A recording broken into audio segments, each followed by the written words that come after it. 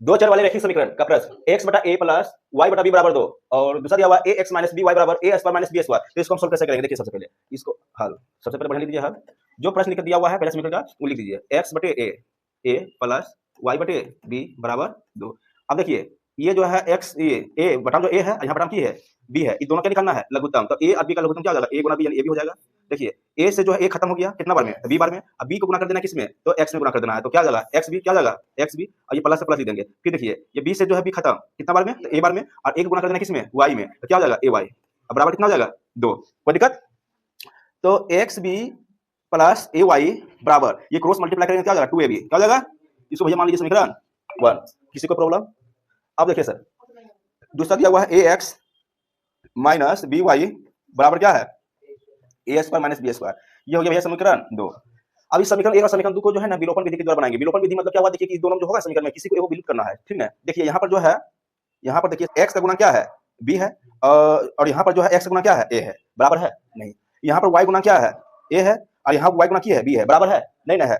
देखिए एक काम कीजिए, ई समीकरण 1 में जो x b है और समीकरण 2 में क्या है? ax है। ये दोनों को बराबर करने के लिए हम क्या करेंगे? देखिए अगर ये a वाला को अगर हम समीकरण 1 में गुना कर दें और ये जो b जो है समीकरण 2 में अगर हम गुना कर दें b से तो बराबर हो जाएगा ना? होगा कि ना होगा? अगर देखिए x से इसमें गुना इसमें b से गुना कर देंगे तो a x b हो जाएगा और ये इससे गुना कर देंगे तो हो जाएगा x a b हो जाएगा। दोनों बराबर हो जाएगा। होगा कि ना होगा? अब देखिए समीकरण 1 में कितना से गुना करने पर? समीकरण 1 में हम a से गुना करेंगे। a से गुना करने पर समीकरण 1 के लिखिए एक्स बी प्लस ए वाई बराबर कितना है? 2ab। गुना कितना करना है? a से। तो इससे गुना कीजिए तो a गुना एक्स बी क्या हो जाएगा? a एक्स बी लिख सकते हैं, a एक्स बी प्लस इसको गुना करेंगे a स्क्वायर y, इसको गुना करेंगे क्या होगा? 2a square b। समीकरण इसको ले लेते हैं 3। उसी पर फिर लिखेंगे समीकरण 2 में। समीकरण 2 में देखिए समीकरण 2 यहाँ है ना? समीकरण 2 ये वाला। तो समीकरण 2 में क्या करेंगे? ये जो b है ना b से गुना कर देंगे। समीकरण 2 में b से गुना करने पर तो समीकरण 2 लिखिए ax माइनस बी वाई बराबर ए स्क्वायर माइनस बी स्क्वायर। गुना करना है भैया b से। करिए तो क्या हो जाएगा? ए एक्स बी माइनस क्या गुना करेंगे तो बी स्क्वायर वाई बराबर यहाँ गुना करेंगे तो हो जाएगा भैया A square B plus minus minus B के पावर 3। समीकरण 4। कोई दिक्कत? समीकरण 3 और समीकरण 4 को देखिए थोड़ा सा कि यहाँ क्या हो गया। देखिए यहाँ देखिए ए एक्स बी है और यहाँ भी क्या है? ए एक्स बी है। बराबर हो गया। आगे दोनों देखिए प्लस में है। जब दोनों प्लस में है तो घटाने पर क्या होगा? एगो जीरो हो जाएगा। हो जाएगा कि नहीं होगा? जोड़ने पर नहीं होगा। लिखेंगे समीकरण 3 में समीकरण 4 को घटाने पर, कौन सी पर? घटाने पर। समीकरण 3 लिखिए ए x B plus A square Y बराबर हो जाएगा सर 2a स्क्वायर बी और तीसरा ए चौथा क्या है?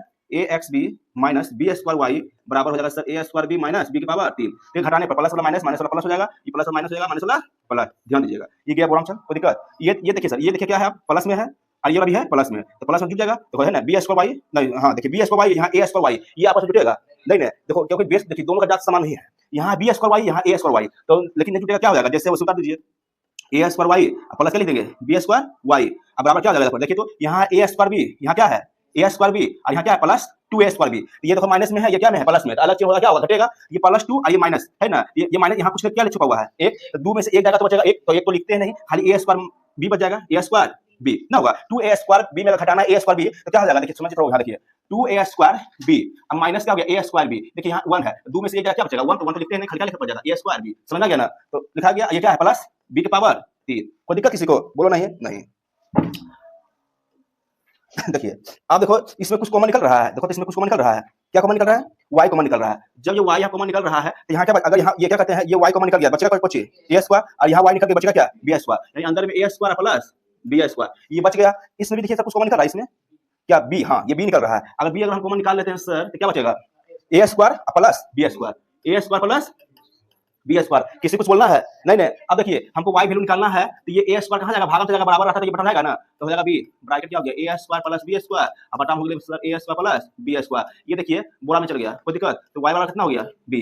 y वैल्यू कितना गया? b। अगर y का जो मान अगर हम कोई समीकरण में 3 4 किसी में रख देंगे तो क्या होगा? x में मान निकल जाएगा। चलिए समीकरण 3 में लिख देते हैं। समीकरण 3 में y का मान रखने पर समीकरण 3 कहाँ है? समीकरण 3 देखिए यहाँ है a X B plus A square Y बराबर क्या हो गया? 2a square B. देखिए सर तो a X B plus A square Y value कितना गया? b बराबर क्यों? 2a square B. अच्छा ये a स्क्वायर बी जो है इसको ट्रांसफर कर दें ए स्क्वायर बी को हम बराबर को उस साइड ले जा रहे हैं, तो क्या होगा ए एक्स बी बराबर हो जाएगा 2 ए स्क्वायर बी माइनस ए स्क्वायर बी। देखिए ए एक्स बी बराबर हो जाएगा, घटेगा क्या होगा ए स्क्वायर बी। हमको निकालना एक्स की वैल्यू, तो बताओ ये एक्स की वैल्यू निकालना है सर, तो ये ए आर बी कहाँ जाएगा, कहाँ जाएगा बटा में, ए स्क्वायर बी बटे में भागा में ए बी। देखिए सर, तो अब यहाँ देखिए बी से बी खत्म, ठीक है, बी देखिए बी से बी क्या होगा खत्म। अब ये ए स्क्वायर बटे ए है, डिटेल में कर दे लो, ए स्क्वायर बटे ए।